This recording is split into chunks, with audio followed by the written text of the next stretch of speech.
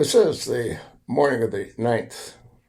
A clip put up by Vault Line. Charlie Kirk's bodyguard speaks. What he saw the night before will haunt you. Now, it plays for like 25 minutes. I'll listen to it for a little bit, but you'll have it to watch in its entirety. Sit back and have a listen. Shocking new footage from Charlie Kirk's assassination shows a man behind him making mysterious hand signals just seconds before the fatal shot. If you thought you'd seen it all, think again. This is Vault Line, where secrets explode before your eyes.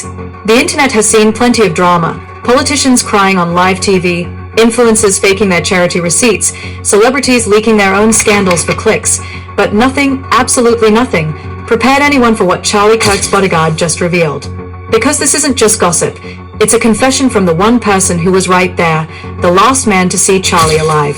People say loyalty dies in private rooms. But what happens when the person sworn to protect you starts questioning what he saw the night before you vanished? If you were in his position, same betrayal, same threat, what would you do? Keep quiet and live in fear? Or speak up and risk everything? The internet couldn't believe it, and you won't either. Because the moment he opened his mouth, the story everyone thought they understood about Erika Kirk and Charlie blew wide open. Bro said too much, and they got him. One comment read, "Let's break it all down. And trust me, it gets uglier." It started quietly, the way most cover-ups do. No headlines, no hashtags, just one disappearing name from a guest list and another from a company roster. At first, no one noticed when Mason Reed, Charlie Kirk's private security chief for 5 years, stopped showing up at Turning Point events. He was the silent guy in the background, buzz cut, black suit, always watching. The one you didn't notice until he wasn't there anymore. And then last week, he spoke. Not to the press, not to police, to a small independent podcast that nobody had heard of before. Within 24 hours, the clip hit 20 million views and was reposted by half of political Twitter. His voice was steady, but his hands, they shook. "I can't sleep," he said. "I keep seeing that night." The way he looked at me right before the door closed. Like he knew something I didn't. That was the moment everything changed. People who'd written off Charlie's death as tragic suddenly started asking questions again. And Erika Kirk, the grieving widow who'd been posting Bible verses and soft lighting reels on Instagram. "Father, forgive them, for they not know what they do." That man. That young man. I forgive him. Went radio silent. Mason claimed that the night before Charlie died, there was a meeting at the Kirk residence in Phoenix. A meeting that was never logged, never on any calendar, and definitely not meant for public eyes. He wasn't supposed to be there, but when you're head of security, you notice things. According to him, 3 cars pulled up just after midnight. One SUV had its plates covered. Another had a temporary tag from Virginia. Inside, Mason swore, were 2 people he'd seen before, one a major donor connected to PUSA, the other a political consultant whose name keeps showing up in federal filings. They went straight to the study, Mason said. "Erika told me to stand outside the door and not let anyone in. So I did, but I could still hear them." He described voices, low, controlled, angry. Charlie's tone rising. The word funding kept coming up. Then a chair scraping. Then silence. At 1:47 a.m., according to the home's security logs, Charlie walked out alone, shirt half-buttoned, face pale. He told Mason, "Take the night off." That was the last order he ever gave. People online immediately called Cap. Some said Mason was clout chasing. Others believed he was a plant. But then screenshots surfaced, real screenshots, from the security company's cloud system. Timestamps matched. Entry logs matched. Even the lights in the driveway matched. That's when Vault Line got involved. Our own investigative team dug up a series of internal memos from the security firm days after Charlie's death. One email simply read, "Client terminated. No further reporting. Purge camera data." Sounds like standard procedure, until you realize that the request came not from Erika Kirk or her lawyer, but from an untraceable VPN address pinging out of Washington, D.C. That's the moment this story went from tragic to terrifying. People who worked with Charlie started DMing Vault Line directly.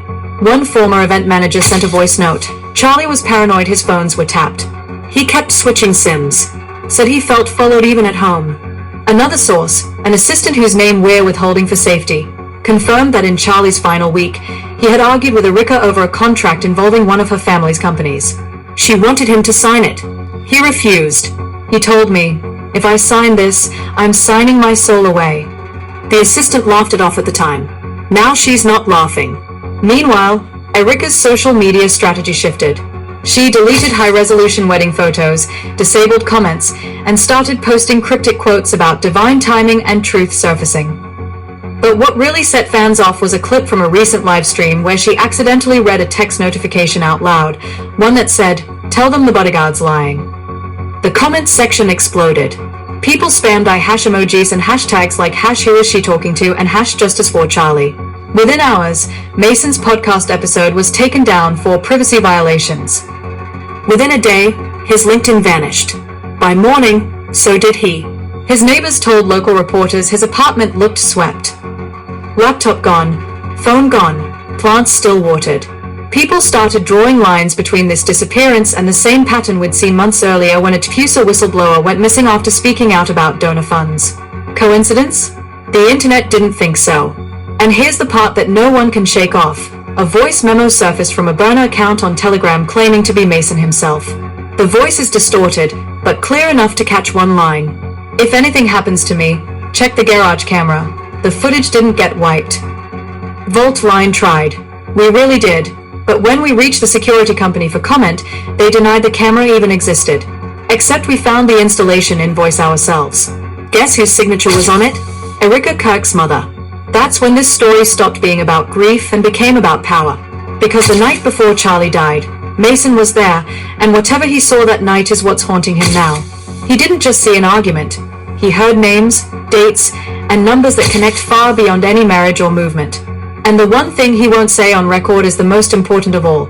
Who was on the other side of that phone call Erica took at 1:53 a.m.? He hesitated during the podcast, eyes darting off camera, then muttered, "Let's just say it was someone who doesn't lose elections." That line set the whole internet on fire. People connected dots to political heavyweights, campaign donors, even foreign lobbyists. Reddit threads exploded with timelines and screenshots of private jets. For the first time, mainstream outlets had to acknowledge the whispers they'd been ignoring. CNN ran a segment titled "Unverified Claims" about the Kirk case go viral. Fox News called it an online witch hunt. But behind closed doors, reporters were DMing Vault Line asking for copies of the audio. And that's where things take their darkest turn yet, because before we could send anything, our email archive was breached. Files corrupted. 2 hard drives fried overnight. Coincidence? Maybe. But after covering this story for weeks, I don't believe in coincidences anymore. What happened that night in Charlie Kirk's home was never meant to reach the public. The only person still talking is the one man who was paid to keep quiet, and has vanished. But what came next, even his enemies didn't expect. The next morning, the silence around Mason's disappearance was deafening. News outlets pretended nothing had happened. Only fan accounts and a few independent blogs kept the thread alive, until someone uploaded a 38-second clip titled "The Garage Footage." It wasn't crisp, it looked like night vision security feed. But there it was, 1:56 a.m., the Kirk driveway. A tall figure, Charlie, walking toward the garage. Another figure in the shadows, smaller, tense, following him. The timestamp matched the same window Mason had mentioned. And when Charlie turned, the camera caught a faint flash from his phone, like he was recording something. Within hours, the clip hit every platform. People slowed it down, zoomed in, added subtitles. One frame showed a license plate reflection. Internet sleuths traced it to a rental registered under an alias linked to a donor consulting firm in DC. Coincidence? Maybe. But nothing in this story ever stayed a coincidence for long. By noon, Erica released a statement through her PR rep for sentences of polished denial. Our family asks for privacy as false rumors continue circulating online. We remain focused on faith and healing. The internet didn't buy it. Faith and healing? You can't hashtag your way out of a scandal that smells this bad. Vault Line obtained audio transcripts from the same night, allegedly pulled from a nearby house's outdoor camera MIC. In the faint background, you could hear raised voices, Charlie's sharp tone, a woman's reply too muffled to confirm, then a metallic thud, like a gate slam or car door. One Reddit user enhanced the sound and swore you could hear the words they already know. Was it Erika? Was it someone else in that meeting Mason described? Nobody could prove it, but the timing fit like puzzle pieces clicking together. Then came the text leaks. An anonymous account named at TP Inside Files began posting screenshots of internal group chats between Turning Point staffers. One message, supposedly from a coordinator, read, "Boss said clear Mason's creds. Has seen too much." Another said, "Delete the garage cam backup before HQ asks." Within minutes, the account vanished, but the screenshots were already saved, mirrored, and trending under #VaultLeak. Blogs went wild. The Daily Scoop headlined, "Turning Point's Hidden Crisis. What did Erika know?" A week earlier, no one would have dared to print that. Now every outlet wanted a piece. Inside sources told Vaultline that Erika had spent the entire afternoon on calls with attorneys and donors. One even claimed she was offered a temporary relocation to an undisclosed retreat in Montana. Translation, hide until it blows over. But it didn't blow over. Because that same evening, an unlisted video link appeared in hundreds of journalists' inboxes. The sender? m.read.secure@protonmail. The subject line read, "You were right." The file contained a 2-minute voice recording. The voice, shaky but firm, matched Mason's podcast tone. "I shouldn't be talking," it began. "But if they think erasing cameras will save her, they're wrong. There's another copy." He mentioned a backup drive stored where Charlie kept the silver revolver he never used. A symbolic clue, because everyone close to Charlie knew he didn't even own firearms. So what was Mason hinting at? Maybe a safe deposit box, maybe digital storage. Nobody knows. The message cut off mid-sentence, followed by a burst of static and then silence. The media dubbed it the 2-minute warning. Erika's lawyers immediately dismissed it as AI-generated disinformation. But the metadata showed the file was created days before Mason vanished. Even tech analysts admitted it didn't look synthesized. That night, fans turned into detectives again. People mapped every gun range, safe deposit branch, and storage locker near the Kirk's home. Hashtags like #FindTheDrive trended for 72 hours straight. Meanwhile, Vaultline kept digging. We found records showing that 2 days after Charlie's death, a local locksmith filed an invoice for Safe Access Residential. Client name redacted, but payment routed through GTK Industries, Erika's family company. If the backup drive was in that safe, it was gone before police ever arrived. When confronted online, Erika snapped. In a now-deleted X post she wrote, "You people are vultures feeding on grief. Leave us alone." 5 minutes later, she deleted her account entirely. That's when former staffer Leah Porter stepped forward. She'd been an assistant scheduler at TPUSA, fired 2 weeks after Charlie's death. On a live stream, she claimed Mason had contacted her the night before he disappeared. "He told me not to trust the official story," she said. "He said there's proof the meeting wasn't just about money, it was about control." Control of what? Leah would... I'm going to stop it there at the 12-minute and 47-second mark. I'm convinced that this was done intentionally for a whole lot of reasons, and I believe that Erika is a black widow. Notice she's getting really chubby in the face. You know, women her age, they really change quickly, and she's going to try to capitalize on being first lady as soon as she possibly can. Look at all the ridiculous rings she wears. This woman's really got some serious head issues. I'll attach the link. Watch the rest of the clip.